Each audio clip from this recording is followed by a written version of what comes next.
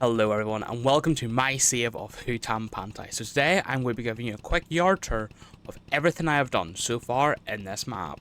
So the first place we're going to go to is the main yard, which is just up here on our left. You can see we have the original farmhouse that came with Hutan Pantai. This is just the original house, base game of the map. Here it is, sitting up here looking out at this gorgeous view across there. Up here is the old yard. So if you played in this map before, you might recognise this. So this is where the yard originally was on Hutan Pantai. You had a few sheds there, a couple there, but they weren't really effective, so I went and added in my own. On the left, we have this big open shed, which is where I keep my combine, my Macdon, and my low loader, which is all neatly put in here. On the right, we have our garage, or repair shop. I decided to build it on like a little bit of a hill, as you can see here. So there is a big step up, but if you've got long enough legs, you can step up it. But I thought that looked really interesting, having the slope down and the way the building came down to be level, then ignored the ground. So that's the shed. And then over here, we have the dairy. So this is a mod dairy pack.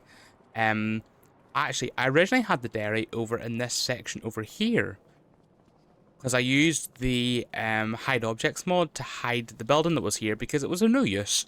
And I placed the dairy here, but then it was a hassle to get these pallets because I had to reverse around this corner all the time. It was just a hassle. So I have moved it out onto the road where the mushrooms used to be.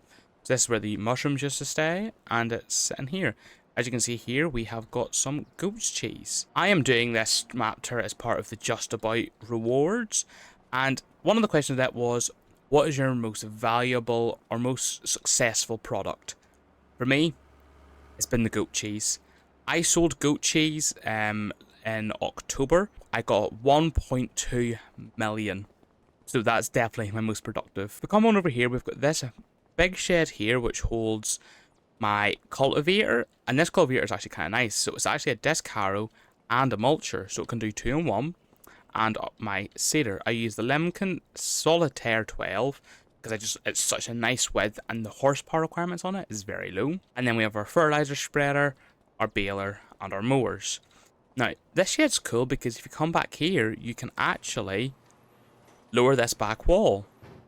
Now, originally how I had this shed built was, I had the back wall down, and then I had this kind of all the way up there, so this would look like a retaining wall.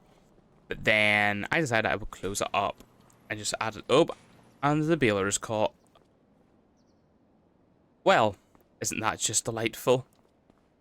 Let me fix this. There we go. That is the shed in the old yard. And over here we have our diesel tank. Yes, it's floating. This is still a very much work in progress farm. I only have 150 hours in this, and I hope to maybe get 150 more. But for now, it's alright. So this is a mod that's on Mod Hub, and it distributes the wood. So because we've got such big forest areas up there and over there, I bring the wood to here, and then I distribute it around to the big sawmills, because the big sawmill is quite a bit away. It is all the way up here, and that is a long way to go. So I have this wee tiny one that allows me to just drop it off and then distribute. And then here we have a small cement factory. This is so I can make things like cement bags, which then can be used for the temple. This is the old yard. Now, heading down now into what I call the new yard, which is where this was one of the rice fields. I completely took the rice field away and created this big open yard. Behind me, I have this open shed, which is where I just kind of kept the overflow that doesn't quite fit in those sheds. So we've got a bale wrapper, our grass work, and then some of our soil work in here. The main reason being is the likes of this plough was too big to fit in that shed, so I needed another shed. And over here, the roller. Personally, I don't like this roller because, as you can see, it's not the easiest to park. And it does slide, so I'm probably going to change it, and it's why it's not in that shed and just sitting out here in the wild. Now, over here is one thing I'm very proud of. This is my Case IH Magnum.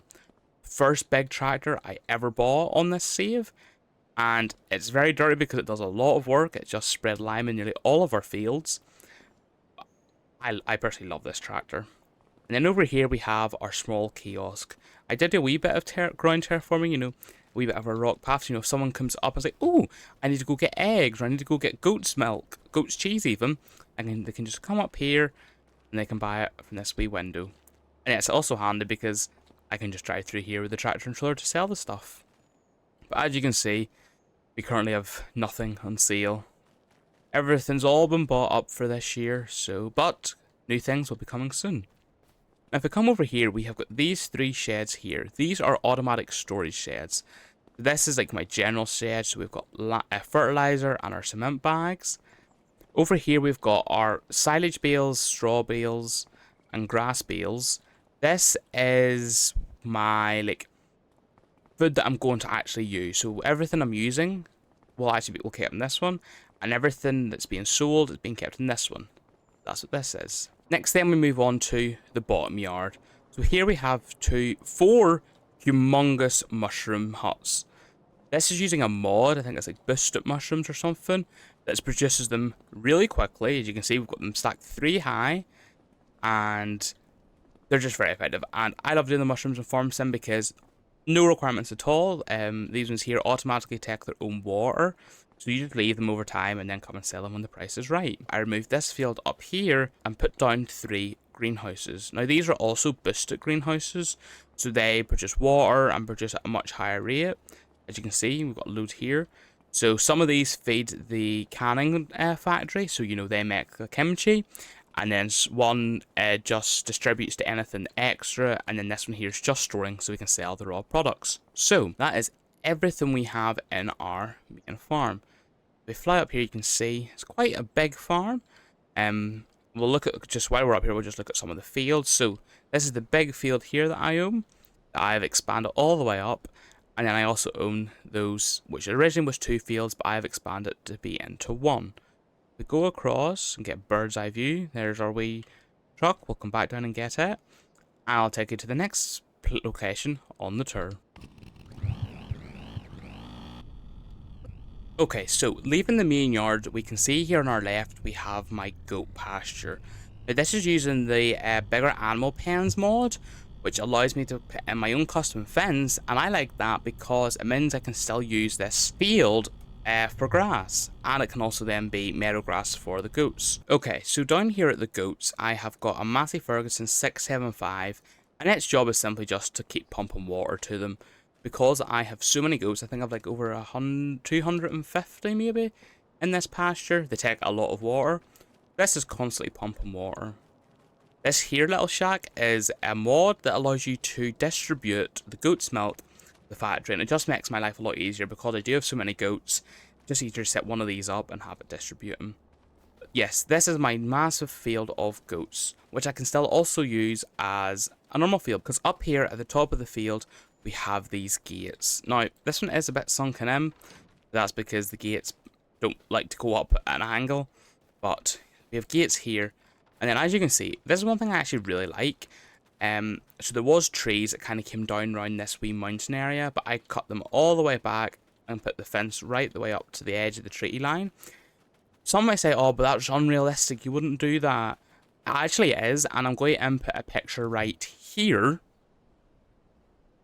of what I have outside my bedroom window. So across from me, there's a field. They normally would put sheep in it over the winter time, and as you can see, they have their fence right up against the tree line, and I thought that was really cool, so I took inspiration from what I can literally see outside my bedroom window. So that is our goats. Time for the next stop on the tour.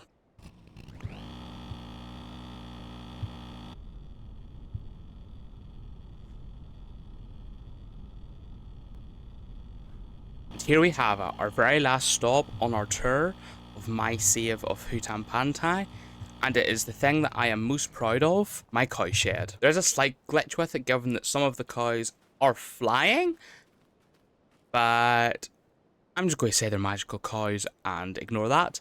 But let me show you around our cow barn. So this is the 2 fields that is right behind the shop in Hutan Pantai, and I've merged them together to be one massive field that goes the whole way over there. And then here we have our humongous cow barn. Now, this is what I spent the 1.2 million I got from the goat's milk on, as it has the robotic feeding. And as you can see, we've got our hay, our straw, and our silage. And then in here we have our cows. This barn alone cost me £920,000 because we do have the solar panels on the roof. At least, do we? I think we do, yeah. So we have the solar panels on the roof of the barn. and that then gives us extra money. So we have that. And over here we have our debris crusher for our cement factory. And that is it, everybody. I hope you have enjoyed my tour of my Hutan Pantai map, and subscribe to me here on YouTube and go follow me on Twitch and any other social medias, all LennyK07, on Twitter at LennyK2007, and I hope to see you again next time. Goodbye!